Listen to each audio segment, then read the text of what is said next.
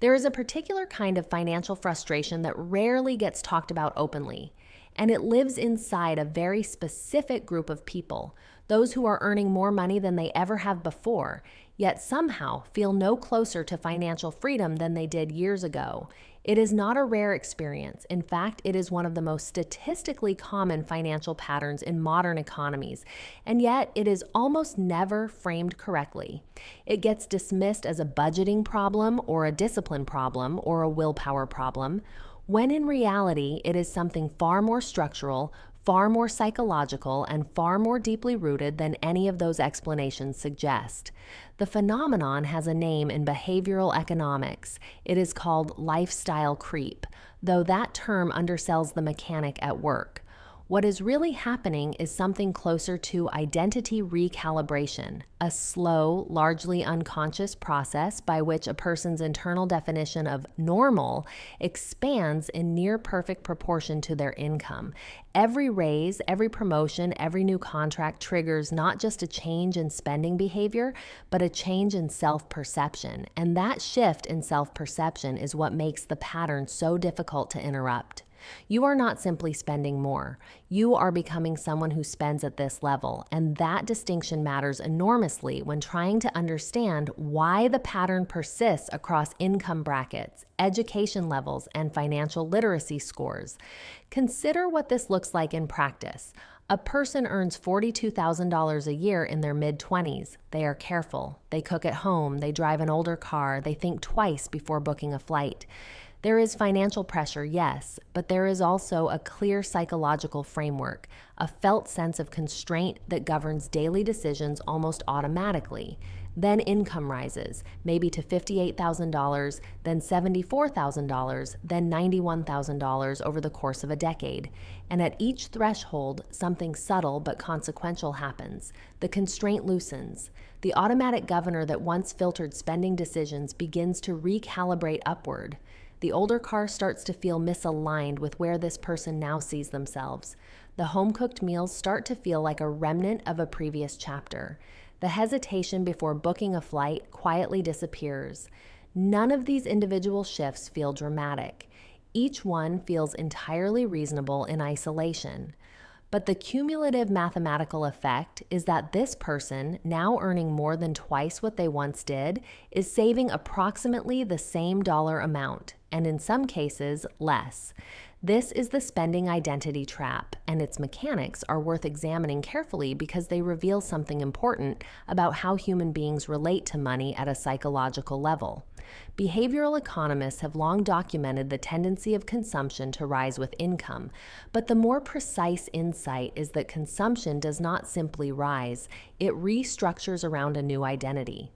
The economist Robert Frank described this dynamic through the concept of expenditure cascades, where spending at one income level creates social reference points that gradually redefine what feels adequate, normal, or appropriate at the next level. You are not buying a newer car because you need one. You are buying it because your updated internal model of who you are has quietly determined that your previous car no longer fits the narrative. This psychological mechanism is ancient. It is rooted in the same social comparison architecture that humans developed over millennia of living in small communities where relative status had real survival implications. The brain was never designed to separate financial decisions from identity signals, and in modern consumer economies, that design flaw is exploited at extraordinary scale. Advertising, social media, peer environments, and even workplace culture all function as constant reference point generators, continuously feeding the brain new data about what people at your level are supposed to own, experience, and consume. The result is that income growth, rather than producing accumulation, tends to produce consumption growth at nearly the same rate, leaving the gap between earnings and savings remarkably stable across a wide range of income levels. The mathematics of this are stark and worth walking through directly. Imagine two individuals, both starting careers at age 25, earning $45,000 per year. The first person falls into the spending identity trap. As their income grows to $80,000 over 15 years, their lifestyle expands proportionally, and their savings rate holds steady at roughly 8% throughout. The second person recognizes the mechanic early. They make a deliberate decision to allow their savings rate to grow alongside their income, moving from 8% to 22% as earnings increase. By age 40, both individuals have experienced identical income trajectories. But the second person has accumulated nearly 3 times the investable assets of the first. And because of how compound growth functions, that gap does not stabilize, it accelerates. The mathematical divergence between these two paths is not driven by income. It is driven entirely by the rate at which identity was allowed to dictate consumption. What makes this pattern particularly difficult to interrupt is that it operates below the level of conscious decision making for most people. Research in behavioral economics consistently shows that individuals significantly underestimate how much their spending has increased relative to their income growth. When asked to estimate their savings rate, most people guess higher than the actual figure. When shown their actual transaction histories categorized over time, the response is frequently surprise, not because the individual purchases feel wrong, but because the cumulative drift was invisible while it was happening. The brain processes each spending decision in the context of current income, current social environment, and current identity, not in the context of long-term wealth accumulation strategy. This is not irrationality in the classic sense. It is an entirely predictable output of a cognitive system that was never optimized for the kind of multi-decade financial planning that building real wealth requires. The systemic dimension of this problem extends beyond individual psychology. Consumer economies are structurally dependent on the spending identity trap functioning at scale. Credit availability expands precisely at the income thresholds where consumption upgrades feel most natural. Marketing investment is heaviest in the categories: automobiles, housing, travel, dining, technology, that most effectively serve as identity signals. Financial products that facilitate immediate consumption are far more aggressively distributed than those that facilitate long-term accumulation.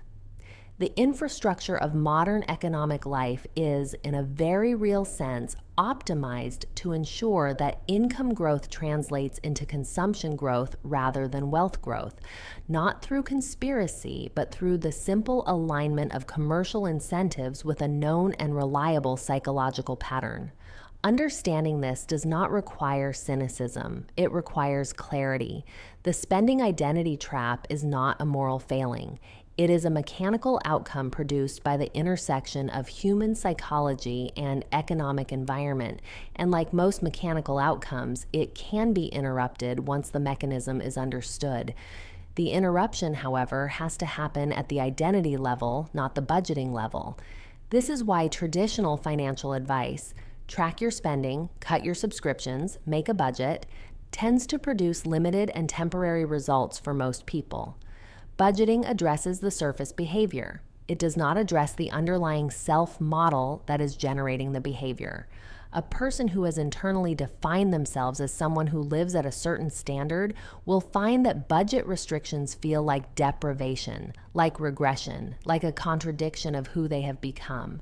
The psychological resistance is not weakness. It is the identity defending its own coherence.